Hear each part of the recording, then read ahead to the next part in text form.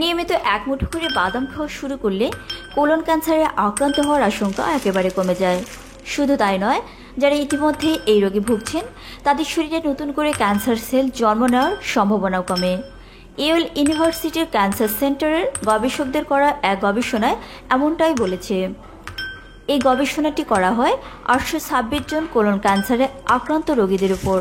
এতে বিশেষজ্ঞরা জানতে পেরেছেন, নিয়মিত বাদাম খাওয়া শুরু করলে দেহের ভিতরে এমন কিছু উপাদানের মাত্রা বৃদ্ধি পেতে শুরু করে যার প্রভাবে ক্যান্সার সেল ধ্বংস হতে থাকে। শুধু তাই নয়, শরীরে বাসা বেঁধে থাকা ছোট বড় সব ধরনের রোগের বিনাশ ঘটার সম্ভাবনাও প্রায় 46% বেড়ে যায়। তাই তো এতদিন যে মুকুট আপেলের মাথায় ছিল তা এখন এক প্রকার ছিনিয়ে নিয়েছে বাদাম।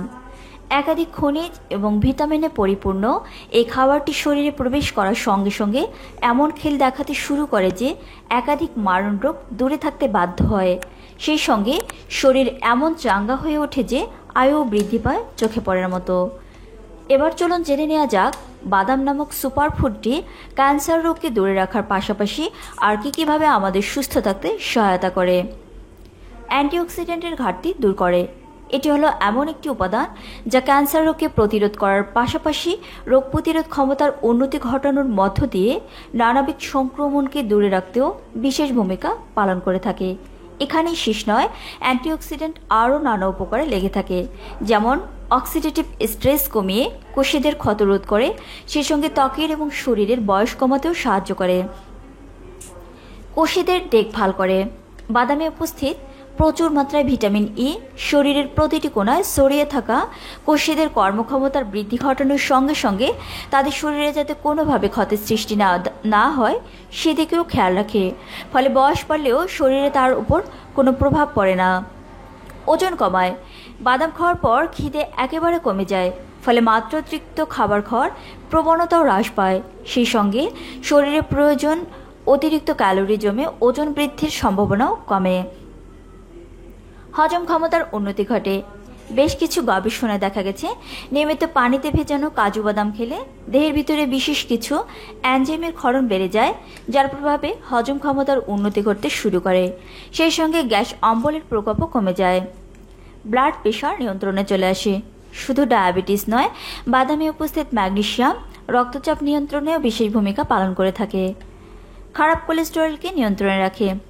অনিয়ন্ত্রিত কোলেস্টেরলের কারণে হার্টের রোগে আক্রান্তের হার বৃদ্ধি পায়। তাই শরীরে যাতে কোনোভাবে বাজে কোলেস্টেরলের মাত্রা বৃদ্ধি না পায় সেদিকে খেয়াল রাখতে হবে। আর এই কাজটি করতে প্রতিদিনের ডায়েটে বাদামের অন্তর্ভুক্তি ঘটান, তাহলে দেখবেন হার্টের স্বাস্থ্য নিয়ে আর চিন্তায় থাকতে হবে না। ডায়াবেটিস রোগকে নিয়ন্ত্রণে রাখে। বাদামে থাকা ম্যাগনেসিয়াম রক্তে উপস্থিত শর্করার মাত্রাকে নিয়ন্ত্রণে রাখতে সাহায্য করে। সেই কারণেই তো ডায়াবেটিকদের নিয়মিত বাদাম খাওয়ার পরামর্শ দিয়ে থাকেন চিকিৎসকেরা। প্রসঙ্গত, সম্প্রতি প্রকাশিত এক গবেষণায় দেখা গেছে, নিয়মিত বাদাম খাওয়ার অভ্যাস করলে টাইপ 2 ডায়াবেটিসে আক্রান্ত হওয়ার আশঙ্কা প্রায় 25 থেকে 38% কমে যায়। তাই যাদের পরিবারে এই মারণ রোগের ইতিহাস রয়েছে তারা সময় থাকতে বাদামকে কাজে লাগাতে শুরু করে দিন, দেখবেন উপকার মিলবে। পুষ্টির ঘাটতি দূর হয়। মধ্যপ্রাচ্য থেকে এসে এদেশে ঝাঁকিয়ে বাসা এই প্রাকৃতিক উপাদানটির শরীরে রয়েছে প্রায় 3.5 গ্রাম ফাইবার, 6 গ্রাম প্রোটিন, 14 গ্রাম ফ্যাট সহ vitamin E, manganese, vitamin B2, phosphorus এবং ম্যাগনেসিয়াম। এই সবকটি উপাদানই শরীরকে সুস্থ রাখতে বিশেষ প্রয়োজনে লাগে। কিছু কিছু ক্ষেত্রে তো একাধিক ক্রনিক রোগকে দূরে রাখতেও এই উপাদানগুলি সাহায্য করে। প্রসঙ্গত, এক মুঠো বাদাম খেলে শরীরে মাত্র 161 ক্যালোরি প্রবেশ করে, ফলে এই খাবারটি খেলে ওজন বেড়ে যাওয়ার কোনো ভয় থাকে না। এবার বুঝেছেন তো কেন আমাদের প্রতিদিন এক মুঠো করে বাদাম খাওয়া উচিত।